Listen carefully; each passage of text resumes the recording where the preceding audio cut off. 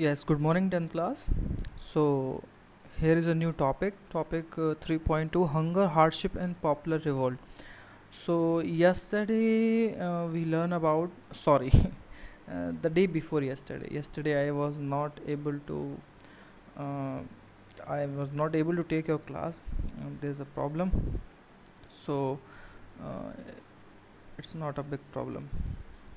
We already take it to the last topic, and after that we're going to start our revision for your pd verse. Okay, so don't be panic about any kind of topic or any kind of chapter. So let's start the topic hunger, hardship and revolt. Okay, German sentiments के खिलाफ sorry German में जो Grimm brothers ने फॉकलोर्स और इस तरह की चीज़ों को पब्लिश किया, पॉपुलर बनाया और जर्मन नेशनल आइडेंटिटी को क्रिएट करने में हेल्प की। और लेटर ऑन आप देखते हैं पोलैंड में रशियन के खिलाफ जो एगिटेशन था, जो रिवोल्ट था, वो कितना पॉपुलर हुआ, लैंग्वेज कितना बड़ा एक वेपन की तरह यूज़ हुआ। ये बहुत स्मॉल टॉपिक है और बहुत ईजी है, इसको बहुत ज़्यादा खींचना नहीं है। So let's start. इसमें सिर्फ ये दिखाया है कि भुखमरी के दौर में और कठिनाई के दौर में किस तरह की चीज़ें बहुत पॉपुलर रिवोल्ट की तरह थी। The 1830 were years of great economic hardship Europe. जिस तरह से आज इकोनॉमिक हार्डशिप के दौर से हम लोग गुजर रहे हैं, पूरी दुनिया गुजर रही है, ऐसा ही एक टाइम 1830s के टाइम पे यूरोप में था, 200 साल पहले लगभग। The first half of the 19th century saw an enormous increase in population all over Europe. ये तो हर जगह ही होता है, जब जब पॉपुलेशन इंक्रीज़ होती है हमारे लिए और अदर तरह की मुसीबतें खड़ी होना शुरू हो जाती हैं। Most countries there were more seekers of job than employment. ये वैसी हालत थी कि जितना एम्प्लॉयमेंट नहीं है, जितना कि कहीं पे जैसे मान लीजिए 10 कैंडिडेट्स के लिए जगह है तो जॉब ढूंढने वाले 100 लोग हैं, 200 हैं, 500 हैं, 1000 लोग हैं। इस तरह के हालात थे उन कंट्रीज़ में, मोस्ट ऑफ कंट्रीज़ में। तो ये हंगर और हार्डशिप का ही दौर है, कठिनाई का दौर है, भुखमरी का दौर आएगा। और आप देखेंगे कि फिर रिवोल्ट का भी एक दौर शुरू होता है, विद्रोह का, कि जब जनता को कोई चीज़ सुकून नहीं देती है तो वो कैसे रिवोल्ट करती है। Population from small rural areas migrate to the city to live in over crowded slums. लोग शहरों से रूरल एरियाज़ की तरफ से माइग्रेट हो रहे हैं सिटीज़ की तरफ, और जहाँ ओवर क्राउडेड स्लम्स एरिया है। आपको याद होगा हमने 9th क्लास में पॉपुलेशन पे चीज़ डिस्कस की थी, माइग्रेशन के ऊपर चर्चा की थी, किस तरह से लोग माइग्रेट होते हैं, स्लम्स की प्रॉब्लम शेयर की थी, एम्प्लॉयमेंट के लिए लोग आते हैं तो किस तरह से शहरों में हालात बदलते हैं, उस पर चर्चा की थी। ये ठीक वही चीज़ है। Okay, small producers in town were often faced with stiff competition from import of cheap machine made good from England. अच्छा, ये पूरे यूरोप के हालात थे। यूरोप में क्या हो रहा था कि वहाँ जो अदर कंट्रीज़ में स्मॉल प्रोड्यूसर्स थे, शहरों में, छोटे छोटे शहरों में, टाउन्स में, वो हमेशा एक बहुत ही तगड़ा कंपटीशन फेस करते थे उन सारी चीज़ों से जो इम्पोर्ट हुई थी चीप मशीन से बन के इंग्लैंड से। आपको मालूम है ना, इंग्लैंड में इंडस्ट्रियलाइजेशन शुरू हो गया था 18 सेंचुरीज की बिगिनिंग में, तो वहाँ से मशीनें भी बहुत सारा डेवलप हो चुकी थी, तो वो सामान बहुत जल्दी बना लेती थी, उनकी लागत जो आती थी बहुत कम आती थी, जिसकी वजह से वो सामान सस्ता होता था। जैसे आज के टाइम पे चाइना है, चाइना बहुत 30-40 सालों से चीप मशीनरी मैन्युफैक्चरिंग दे रहा है, दुनिया में सबसे बड़ा हब है मैन्युफैक्चरिंग में, तो वो सबको हर तरह की चीज़ चीप रेट पे बना के दे रहा है। तो वैसे ही उस टाइम इंग्लैंड की हालत थी कि वो चीप रेट पे गुड्स बना के दे रहा था। Where industrialization were more advance then on the continent. और इंग्लैंड में ये चीज़ आप दोबारा से ध्यान रखें, cheap machine made good England से आता था, but where industrialization was more advance that on the continent. पूरे कॉन्टिनेंट की बात की जाए, पूरे कॉन्टिनेंट का मतलब यहाँ पे बेटा यूरोप से है, आप इस चीज़ को ध्यान रखें कि पूरे यूरोप में सबसे ज़्यादा मॉडर्न टाइप की जो एडवांस टेक्नोलॉजी इंडस्ट्रियलाइजेशन शुरू हुआ था वो इंग्लैंड में हुआ था, because of the progress of science, because of inventions of new kind of scientific things. और दुनिया के हर पार्ट से वो लोग जुड़ गए थे। इंडिया तो उनका पार्ट था ही, कॉलोनियल रूल था, पूरी वर्ल्ड पे रिसोर्सेज का कब्जा उनका था, तो वो हर तरीके से अपनी चीज़ों को एडवांस बना चुके थे। This was specially so in the textile production. और ये एक सबसे स्पेशल केस टेक्सटाइल प्रोडक्शन का देखते हैं।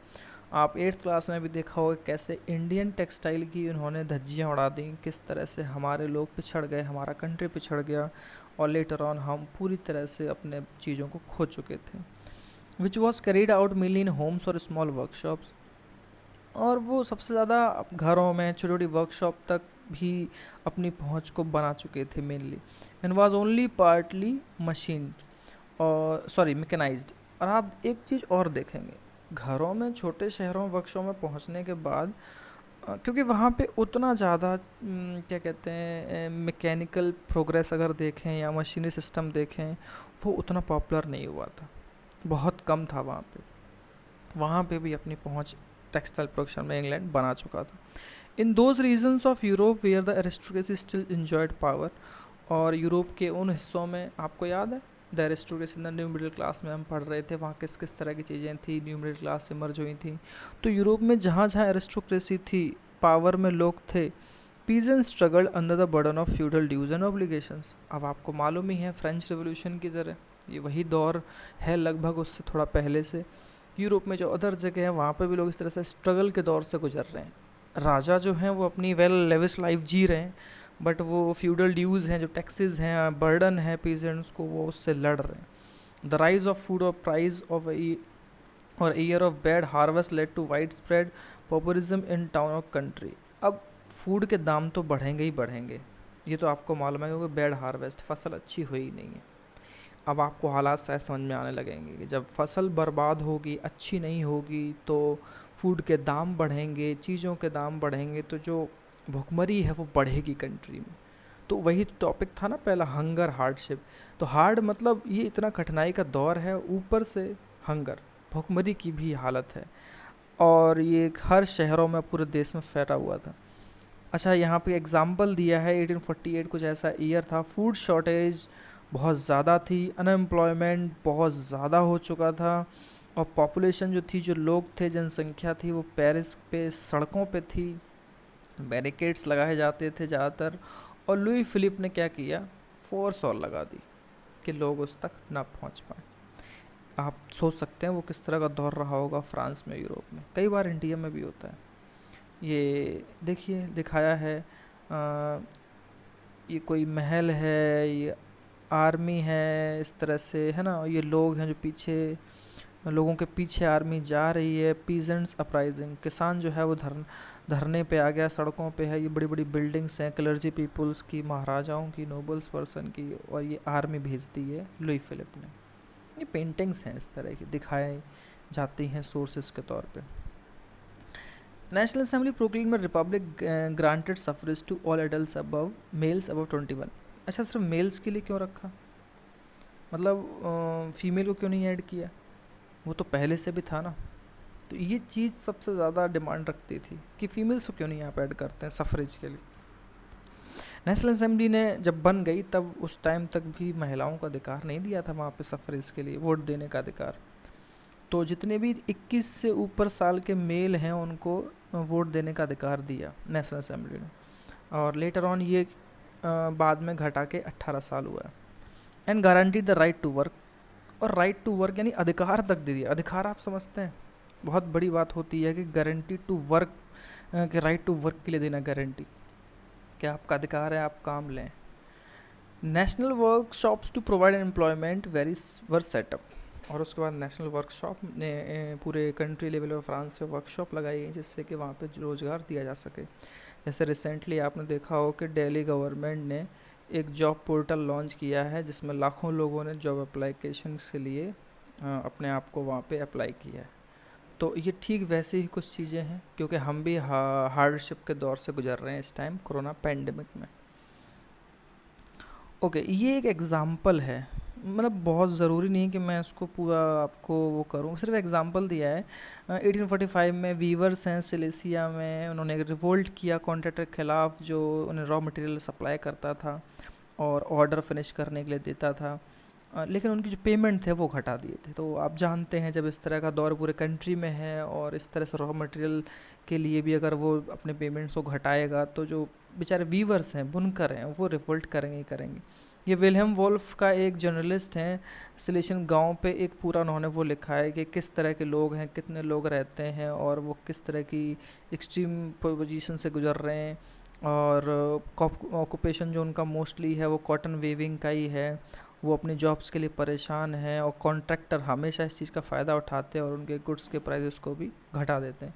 ये सिर्फ एक एग्ज़ाम्पल के तौर पे आप इसको समझें। पूरे कंट्री में, पूरे यूरोप में किस तरह के एग्ज़ाम्पल होंगे आप सोच सकते हैं।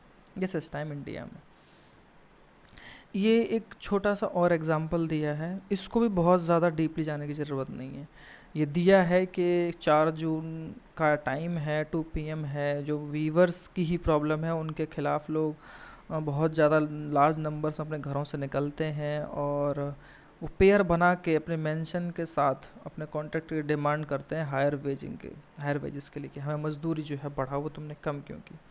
और उसके बाद वो देखते हैं कि थ्रेड्स मिलने लगते हैं और फोर्स करके घरों में घुस जाते हैं, विंडो, खिड़कियाँ, फर्नीचर, जो चीज़ मिलती है उसको तोड़ देते हैं स्टोर हाउस में, और मतलब इस तरह की चीज़ें वहाँ पर लगती हैं, जो आम बात है आज भी आपके यहाँ होती है। So this is not so important, you have to only read about this. ये सिर्फ एक्चुअली क्या है ना, ये जो घटनाएं हैं ये सिर्फ उस टाइम की एक सिचुएशन को बताती है कि सिचुएशंस थे कैसे, और इस तरह की सिचुएशंस बोर्ड में कई बार नहीं पूछता है, वो एक्चुअली कभी पूछता ही नहीं है।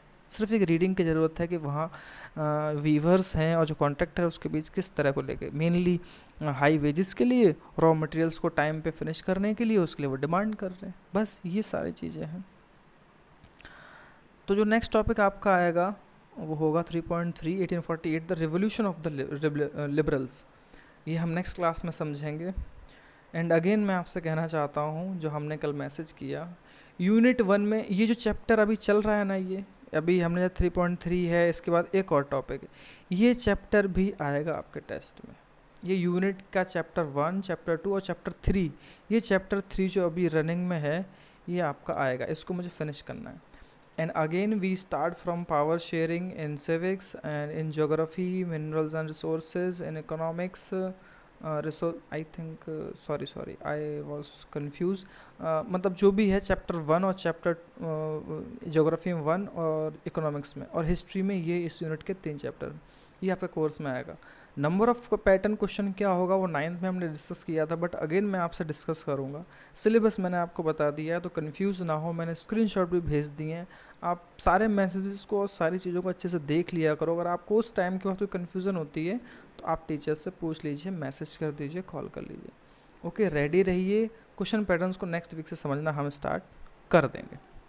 Okay class, thank you, have a nice day.